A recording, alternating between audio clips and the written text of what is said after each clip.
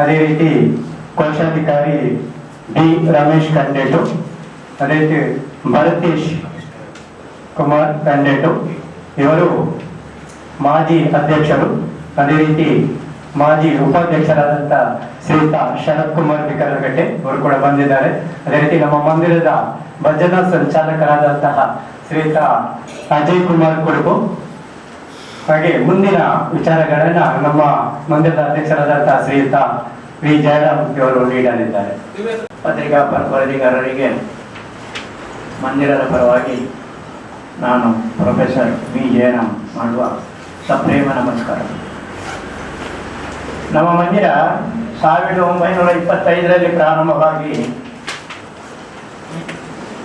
ಕೆಲವು ಮನೆಗಳಲ್ಲಿ, ಬಾಡಿಗೆ ಕೊಠಡಿಗಳಲ್ಲಿ ಶ್ರೀರಾಮನ ಪುಟವನ್ನು ಇಟ್ಟು ಪೂಜಿಸುತ್ತಾ ಭಜನೆ ಮಾಡುತ್ತಾ 1975ರಲ್ಲಿ ರಾಷ್ಟ್ರ ಪ್ರಶಸ್ತಿ ವಿಜೇತ ರೆಂಜಾಳ ಗೋಪಾಲಕೃಷ್ಣ ಶೆಣೈ ಇವರಿಂದ ಕೆತ್ತಲ್ಪಟ್ಟಂತಹ ಸುಂದರವಾದ ಮೂರ್ತಿಯನ್ನು, ಪಾಂಡುರಂಗನ ಮೂರ್ತಿಯನ್ನು ಈ ಮಂದಿರದಲ್ಲಿ, ಈಗಿರುವ ಮಂದಿರದಲ್ಲಿ ಪ್ರತಿಷ್ಠಾಪಿಸಲಾಗಿದೆ. ಶ್ರೀಯುತ ಉಡುಪಿ ಶ್ರೀಯವರು ಪ್ರತಿಷ್ಠಾಪಿಸಿ 2001ರಲ್ಲಿ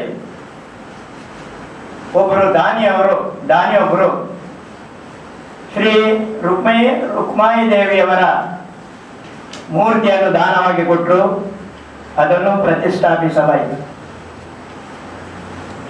ಅಷ್ಟರವರೆಗೆ ಪೂಜಿಸಿಕೊಂಡು ಬರುತ್ತಿದ್ದಂತಹ ಶ್ರೀರಾಮನ ಪುಟವನ್ನು ಬೇರೆ ಒಂದು ಗರ್ಭಗುಡಿ ನಿರ್ಮಿಸಿ ಸ್ಥಾಪಿಸಲಾಯಿತು. ಈಗ ಮಂದಿರದಲ್ಲಿ 3 ಗರ್ಭಗುಡಿಗಳಿವೆ. 1925ರಲ್ಲಿ ಪ್ರಾರಂಭ ಆದಂತಹ ಈ ಒಂದು ಪಾಂಡುರಂಗನ ಶ್ರೀ ಹರಿಹರ ಪಾಂಡುರಂಗ ವಿಠಲ ಭಜನಾ ಮಂದಿರವು ಈ ವರ್ಷ ಶತಮಾನೋತ್ಸವದ ಸಂಭ್ರಮದಲ್ಲಿದೆ. ಅದಕ್ಕೂ ಅನುಗುಣವಾಗಿ ನಾವು ಕೆಲವು ಕಾರ್ಯಕ್ರಮಗಳನ್ನು ನಿಯೋಜಿಸಿದ್ದೇವೆ ಈ ಸಲ. ಅದರ ವಿವರವನ್ನು ಚುಟುಕಾಗಿ ತಮ್ಮೆಲ್ಲರ ಮುಂದೆ ಇಡ್ತೇನೆ. 2/5/25ರಂದು ದೇವರ ಪ್ರತಿಷ್ಠೋತ್ಸವ, ದೇವರಿಗೆ ಅಷ್ಟೋತ್ತರ ಶತಕಲಶಾಭಿಷೇಕ. 6/7/25ರಂದು ಆಷಾಢ ಏಕಾದಶಿ. 1/8/2025 ವರಮಹಾಲಕ್ಷ್ಮಿ ಪೂಜೆ, ವರಮಹಾಲಕ್ಷ್ಮಿ ಪೂಜಾ ಸಮಿತಿ ಮಹಿಳೆಯರಿಂದ. 15/8 ಶ್ರೀಕೃಷ್ಣ ಜನ್ಮಾಷ್ಟಮಿ ಆಚರಣೆ. 29/8 ಶ್ರೀ ಗಣೇಶ ಚತುರ್ಥಿ ಆಚರಣೆ. 22/9/25ರಿಂದ 1/10/25 ಆಯುಧ ಪೂಜೆಯವರೆಗೆ ನವರಾತ್ರಿ ಭಜನೆ, ಆಯುಧ ಪೂಜೆಯನ್ನು ಮಂಗಳ. ಅಕ್ಟೋಬರ್ ತಿಂಗಳಲ್ಲಿ ಪ್ರತಿ ವರ್ಷದಾಗೆ ನಾವು ನಗರ ಭಜನೆಯನ್ನು ಹಮ್ಮಿಕೊಂಡಿದ್ದೇವೆ. 2/11/25 ಕಾರ್ತಿಕ ಏಕಾದಶಿ ಆಚರಣೆ. 19/11/25 ದೇವರಿಗೆ ಒಂದು ದೊಡ್ಡ ಸೇವೆ, ಮಹಾವಿಷ್ಣು ಯಾಗ. 23/11/25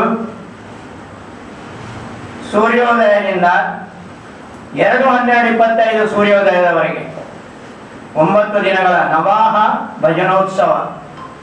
23/11/25ರಿಂದ 2/12/25ರವರೆಗೆ ಸೂರ್ಯೋದಯದವರೆಗೆ. 2/12/25 ಸೂರ್ಯೋದಯದ ನಂತರ ಬೆಳಿಗ್ಗೆ ದೇವರಿಗೆ ಪಲ್ಲಕ್ಕಿ ಸೇವೆ, ಆಮೇಲೆ ಹೂಕುಳಿ. ಅಲ್ಲಿಗೆ ಶತಮಾನೋತ್ಸವ ಸಮಾಪ್ತಿ. ಮಧ್ಯಾಹ್ನ ಸಾರ್ವಜನಿಕ ಅನ್ನ ಸಂತರ್ಪಣೆ, ಸಂಜೆ ಆನಂದ ಭಜನೆ. ಇದೆಲ್ಲ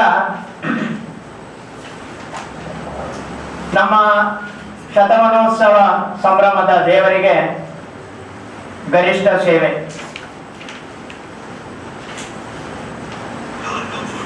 ಇದರಲ್ಲಿ ನಮ್ಮ ಮಂದಿರದ ಒಂದು ವಿಶೇಷತೆ ಏನು ಅಂತ ಹೇಳಿದರೆ,